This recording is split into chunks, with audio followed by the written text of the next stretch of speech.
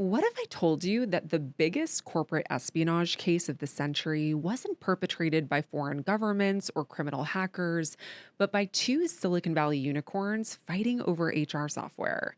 I'm Sammy Cohen, and this is Social Currency, a podcast that unpacks the stories that are shaping business, culture, and the intersection of the two.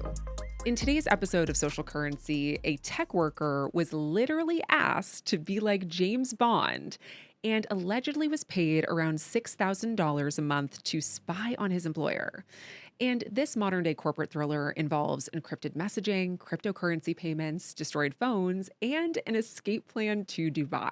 Welcome to the story of Deel versus Rippling, a tale of Silicon Valley rivalry that spiraled into what experts are calling the largest corporate espionage case of the 21st century. Buckle up because this story is wild and it's unfolding in real time.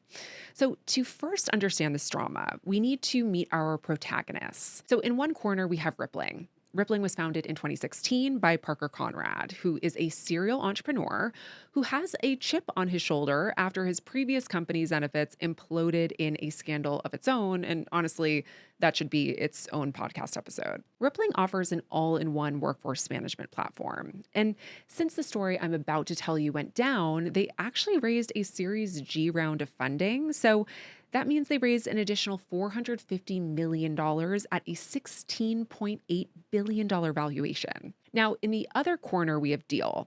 Deel is a scrappy startup founded 3 years later in 2019 by the founder, Alex Bouaziz. And despite being newer to the game, Deel has been growing aggressively, focusing on global workforce management and international payroll. They've raised $680 million and achieved a $12 billion valuation. Here's where it gets interesting and a little awkward. Deel was actually a Rippling customer until 2023. So think about that for a moment. They were literally paying their competitor for services while building a rival product. It's like studying your opponent's playbook while secretly planning to beat them at their own game. The two companies in question, Rippling and Deel, were openly very competitive with each other, and they were not holding back. The turning point seemed to happen late last year when Rippling created a landing page on their site with the header, "Don't buy snake oil," in reference to Deel's security and compliance claims. The tension was palpable. Both companies were fighting for the same customers in the exploding HR tech market. Both were well-funded unicorns with ambitious growth plans. And both were run by CEOs who clearly didn't back down from a fight. But what happened next crossed every line imaginable in corporate competition. Enter Keith O'Brien, an Irish tech worker with an extensive background in payroll compliance. In 2023, he was hired by Rippling as a global payroll compliance manager for their Dublin office. By all accounts, he was qualified, credible, and exactly what Rippling needed for their expanding European operations. But according to court documents that read like a spy thriller, O'Brien had a secret agenda. The story O'Brien later confessed in a sworn affidavit in April of this year goes like this. After initially trying to land a job at Deel and being unsuccessful, O'Brien received an unexpected call from Alex Bouaziz himself, the CEO of Deel. And this is where the story takes a turn that would make Hollywood screenwriters jealous. Alex told me he had an idea, O'Brien wrote in his confession. He suggested that I remain at Rippling and become a spy for Deel. And I recall him specifically mentioning James Bond. Guys, this is too good to be true, but apparently it is. The CEO of a $12 billion company allegedly told a potential employee to think of himself as a secret agent. This wasn't some low-level rogue operation, since, according to the allegations, this came from the very top of the company. O'Brien claims that he called Alex back 30 minutes later and agreed to the plan. Soon after, Alex's father, Philippe Bouaziz, who serves as Deel's chairman and CFO, joined the operation. So this wasn't just corporate espionage. It was allegedly a family affair. The compensation for O'Brien was around $6,000 per month, paid through increasingly sophisticated methods designed to avoid detection. We're talking coded language, cryptocurrency payments, and encrypted messaging apps with self-destructing messages. They even had a mysterious intermediary known only as the Watchman who would coordinate these payments. So this wasn't your typical corporate misbehavior. This was espionage with all of the tradecraft of an international intelligence operation. For 4 months, from November 2024 to February 2025, O'Brien allegedly conducted what can only be called as a systematic intelligence operation against his own employer. And the scope of what he accessed is pretty wild. According to Rippling's court filings, O'Brien had his hands in everything: Slack conversations, Salesforce customer databases, Google Drive repositories containing competitive intelligence, HR systems with employees' personal information, and even recorded sales calls stored in their systems. So let me put this in perspective with some numbers that should terrify any business owner.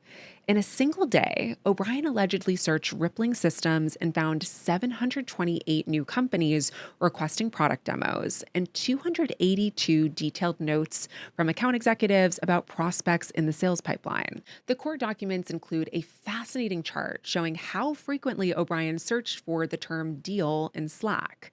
The pattern is telling. It's relatively low activity for over a year, and then a massive spike starting in November 2024. Allegedly, the spy was searching for deal on average 23 times per day over the 4-month period. But here's what makes this particularly insidious. O'Brien wasn't just randomly fishing for information. According to the allegations, the CEO provided him with specific keywords to efficiently extract the most valuable data from Rippling's internal systems. The stolen information allegedly included customer data, pricing strategies, competitive intelligence, employee information for recruitment and targeting, and trade secrets. Essentially, everything that you would need to understand and outcompete your rival.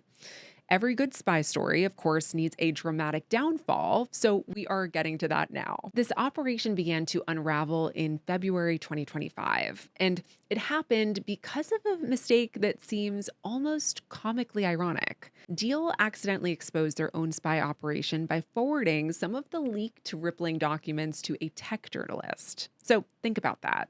They got so confident in their intelligence operation that they started using the stolen information for PR purposes. The journalist, to their credit, immediately informed Rippling, and that's when Rippling's security team got creative. Instead of immediately confronting the spy, they set up what's known in intelligence circles as a honeypot. And this is a trap that's designed to confirm their suspicions. They created fake sensitive information and monitored who accessed it. And this trap worked perfectly. When O'Brien accessed the fabricated intelligence, Rippling knew that they had found their spy. According to O'Brien's confession, when he informed Alex Bouzies that he had been caught, the CEO's response was refreshingly honest. He just said, "Oh shit." The story does not end there. What happened next gets somehow even crazier. So, 2 weeks after being caught in the honeypot, O'Brien was served with a court order demanding his phone. So then a very strange sequence of events unfolds. O'Brien claims that he panicked, fled to a restroom, and frantically erased the data from his device. He immediately contacts the Deel CEO, who allegedly dispatched 2 Deel attorneys to manage the crisis. According to O'Brien's sworn statement, Deel lawyers advised him to relocate his family to Dubai and promised that the company would cover all of his legal expenses if he remained silent about the operation. They also allegedly instructed him to destroy his phone entirely. And O'Brien claims he followed these instructions to the letter, taking an axe to his phone and throwing the remains down a drain at his mother-in-law's property. This isn't just obstruction of justice. This is the kind of evidence destruction you'd expect from organized crime, not from Silicon Valley tech companies. The Dubai escape plan is particularly telling because Dubai doesn't have an extradition treaty with Ireland or the US. So this makes it a popular destination for people who are trying to avoid legal consequences. The fact that this was allegedly suggested by corporate lawyers shows just how seriously everyone involved understood the potential criminal implications.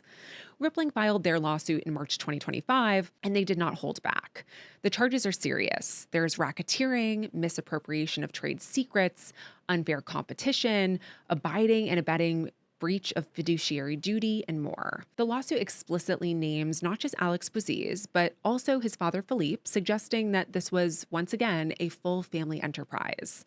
They're using RICO charges, the same laws that are typically used against organized crime syndicates, and referring to the defendants as part of a criminal syndicate.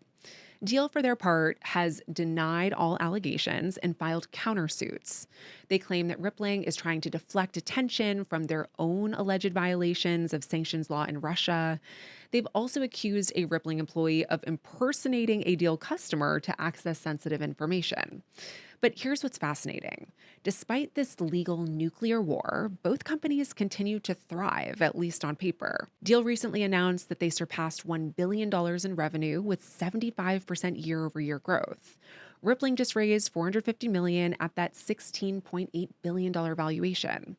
The market doesn't seem to care about the spy drama. Customers and investors are apparently viewing this as business as usual in Silicon Valley's cutthroat competitive landscape. And this case represents something larger than just two companies behaving badly.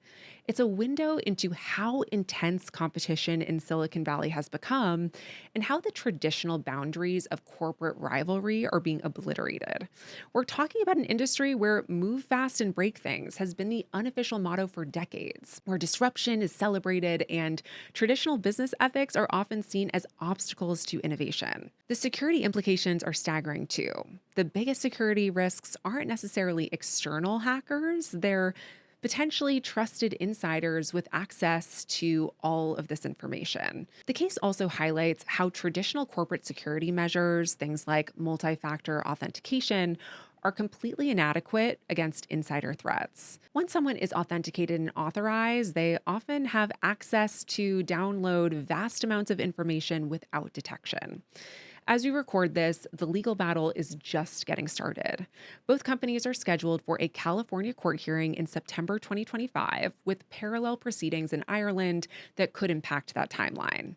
Neither side seems interested in settling behind closed doors. Both companies have valuations in the billions, they have armies of lawyers and CEOs who clearly don't back down from fights, so this could drag on for years. But the real question this case raises is, what happens when the stakes get even higher? When more unicorns with more money and more pressure to grow decide that traditional competition isn't enough?